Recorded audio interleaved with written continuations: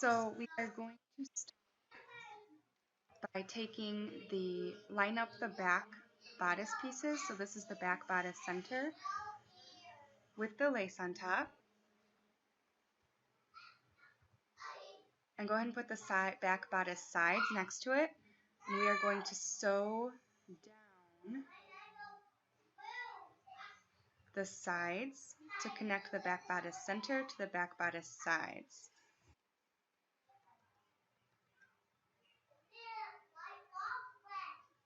Make sure you do a back stitch or a lock stitch at the beginning and the end of the seam. And then repeat that on the other end. Again, just line up the back bodice center with the back bodice side. Make sure your lace is in between the two layers of the lining or your solid color or whatever you're using on the edges.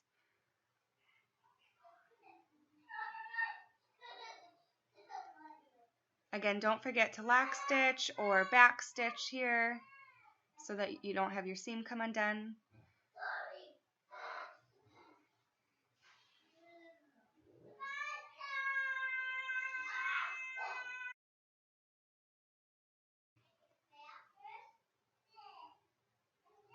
Okay, and now that both of those sides are done, we're going to do the same thing to the front.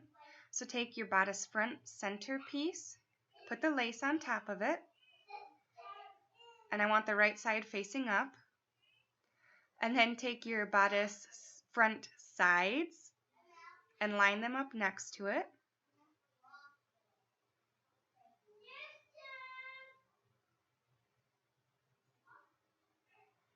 You just want to make sure the armholes are on the outside basically. So just flip the side on top of the center. Put as few or as many pins as you need to help you, but it is just a straight line, so really you don't need too many. If your fabric is really flimsy, you might want to put a lot, but again, that's up to you.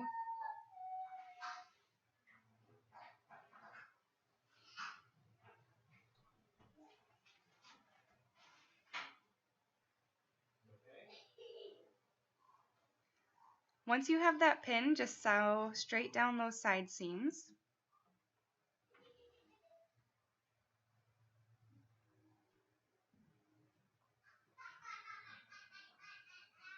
And again, make sure to do a lock stitch or a back stitch at the beginning and end. And we are doing 1/2 inch seams.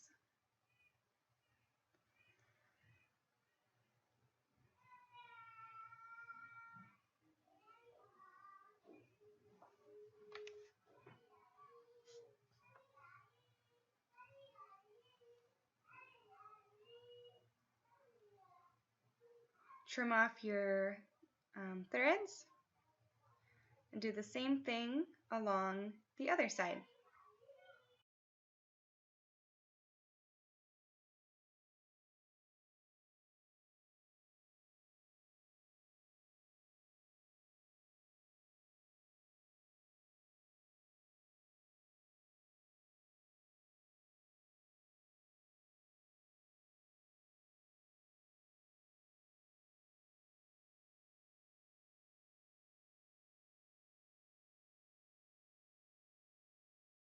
Now that that's attached, we're going to do the neckline. Just cut a few notches along the neck and along the armholes.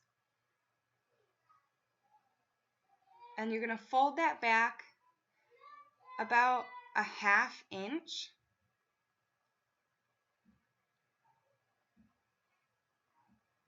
And sew along that seam. So it'll be like a 1/4 to 1/2 inch seam that you're sewing the whole way across.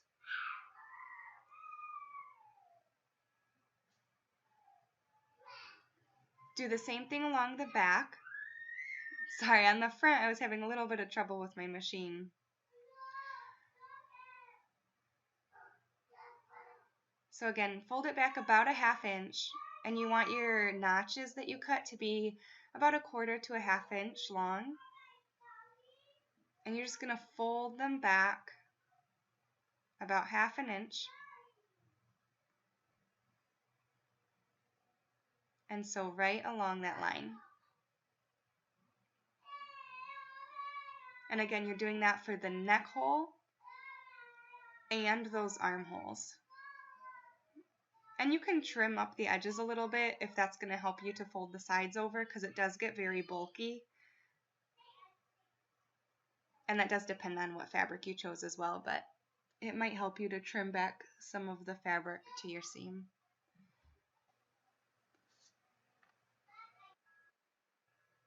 Now that the neck hole and the armholes are sewn, we're going to take our ribbon. And if yours is already gathered, you can go ahead and skip this part, but mine is not. I'm using the bottom of my actual fabric. And we're going to baste the whole way across. So what that means, we're going to take the length on our stitch machine and bring it up as high as we can. So that's the straight line, and you want to increase the number. Usually it's about 5. So you want to set your stitch length to 5. If it lets you go higher than that, go ahead. But that allows us to gather it. And go ahead and do that to both of the ribbon straps. So all the way across and again, make sure you increase your length to about 5 or more. And do not backstitch or lock stitch at the beginning or end. And then all you have to do is grab hold of one thread and start pulling on your fabric or your lace, and it'll start to gather it all. I always like to gather as much as possible because it's easier to ungather some than to have to go back and gather more. Then we're going to take the actual straps that we cut. We're going to put the right sides together, and we're going to place a pin on each end. And when you gather, sometimes your fabric might kind of roll up from gathering it, so just make sure that it's not twisted at all when you pin it down. Again, we're going to put a pin in each end.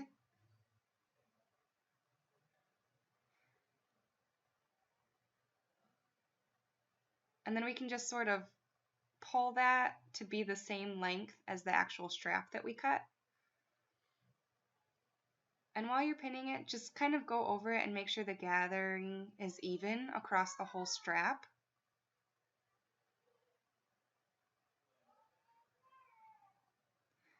And then you can pin as much or as little as you'd like. I always like to at least put one in the center as well as the sides. This helps make sure that the gathering stays even the full way across the strap.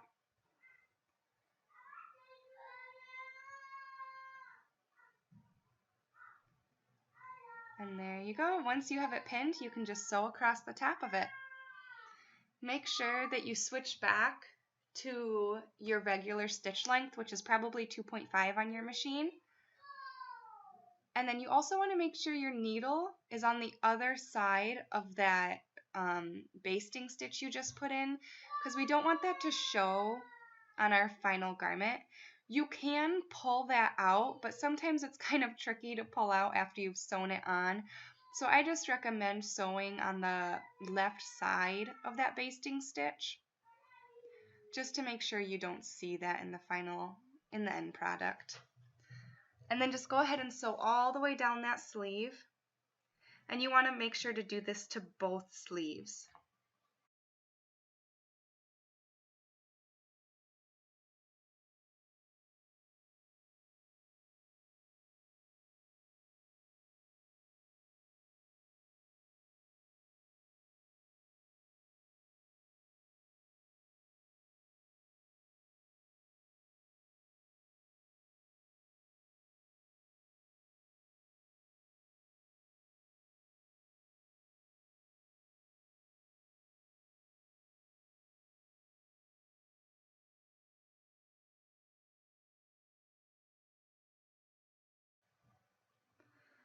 Now that the ruffle is attached to the sleeve, we're going to open it up, and on the wrong side, we're going to fold the strap down about 1/2 inch, and we want to iron that really well to make a crease.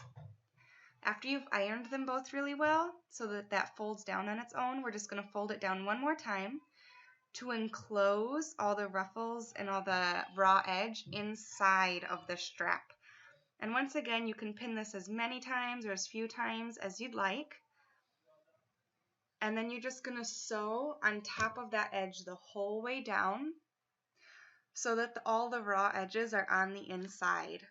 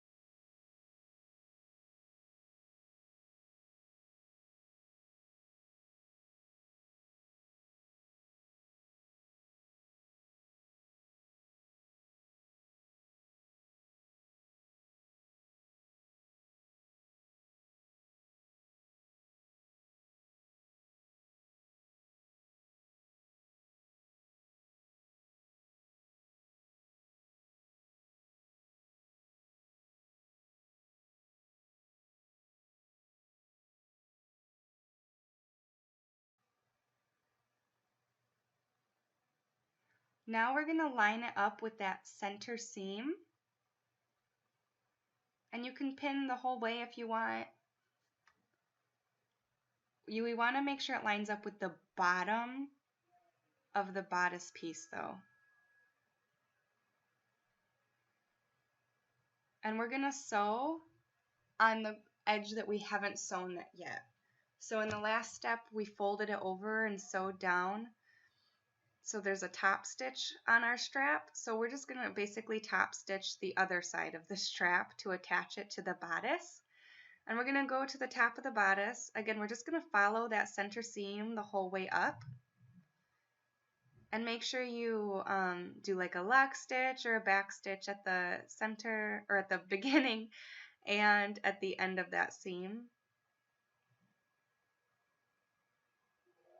And then we're going to line this up. So turn your center bodice upside down basically, so both of the neck holes are kind of lined up to each other. And again, line the other side of the ruffle strap to the bottom of the bodice so that all the extra is in the middle of the two bodices, the bodice front and the bodice back, so that it creates a nice little strap. And we're just going to follow that center seam once again all the way up to where the strap detaches from the bodice to become an actual strap. And just sew all the way across. Again, make sure you back tack or back stitch, lock stitch, whatever you call it, whatever your machine functions as, at the beginning and at the end of it.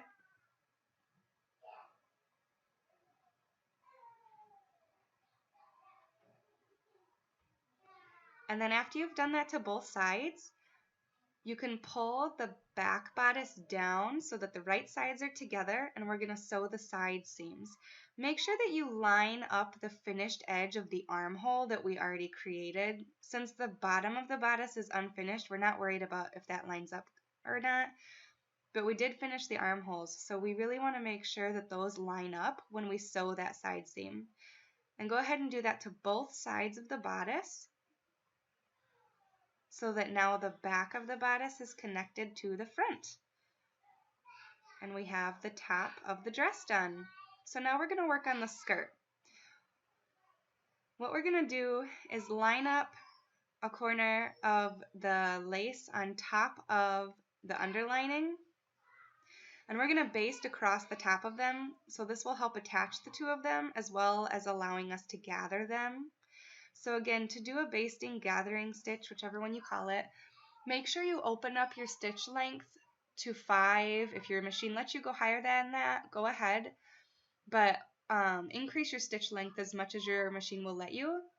And then just stitch across the entire top of that. You can do it at a 1/4 or a 1/2 inch seam.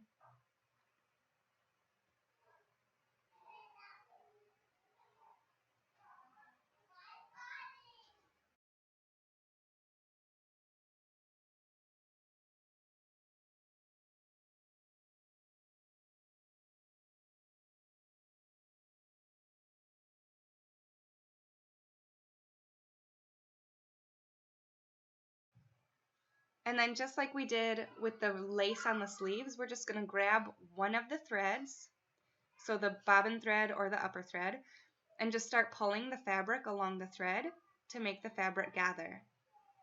And I like to gather as much as possible because, like I said before, I can always ungather it, but it's always a little bit trickier while you're pinning it to try to gather it more.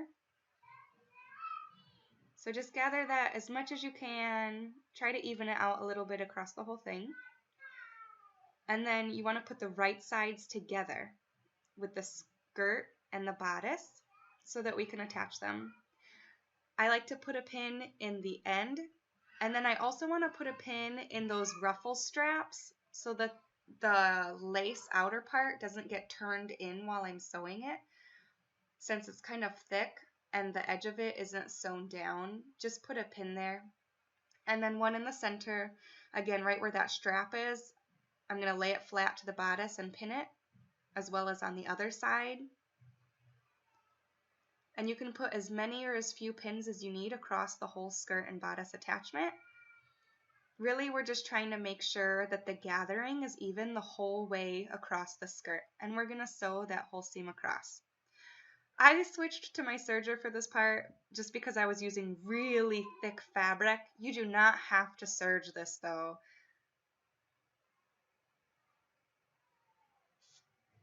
And again, just go the whole way across the bottom of the bodice to attach it to the skirt.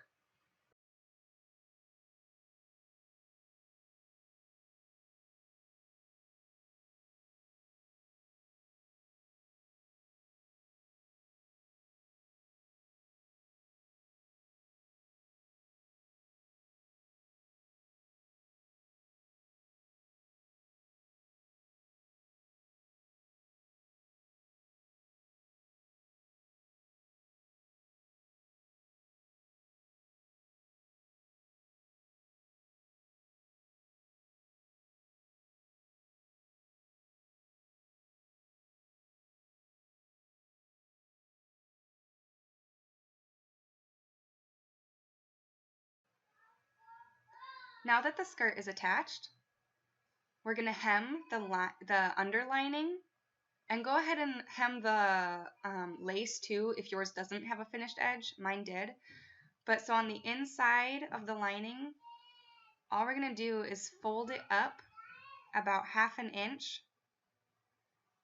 and sew all the way across the bottom of the skirt. You can pin it if you want. You don't have to. It's just a straight line. But once that's done, we're going to insert the zipper. I'm a visual person, so I like to lay my zipper onto the fabric the way it's supposed to look, so that the zipper faces all the right directions. And then I'm just going to turn it towards the fabric and fold that top portion of the zipper down so that it's not sticking out of the dress.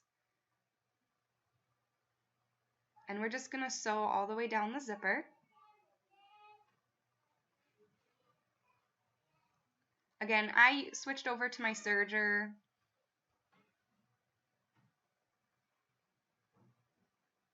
But mine's a lock stitching serger, and my fabric was really, really thick. So you do not have to use a serger for this. You can just use your regular sewing machine. You can hand stitch the whole thing if you want. There's no right or wrong way to make a dress. And again, just sew all the way down to the bottom of the zipper and just kind of taper off at the end. And then turn the dress kind of inside out. And again, I like to hold that zipper up to how it's supposed to look just to make sure I sew it on right. And then turn it in towards the fabric. Fold that top piece down. I'm going to put that back in the sewing machine.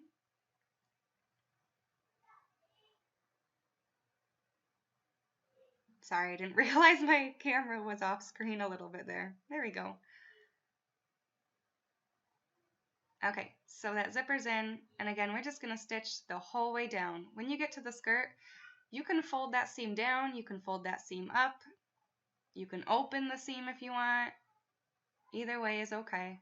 Just make sure you do the same on both sides. Now that the zipper's in, go ahead and zip it up to make sure just one final time that it is sewn in correctly. And we're going to sew the rest of the way down that back of the skirt. So what I do is pinch the zipper up so that I can see where that zipper seam is. It's where I'm going to start my seam to go down the rest of the skirt. This part was a little bit tricky with my serger. You're really going to be better off with a regular sewing machine at the bottom of the zipper, because it would be better if you could stick your zipper to the right side of the needle, but I didn't want to cut it off, obviously. And then just go ahead and sew a 1/2 inch seam the rest of the way down.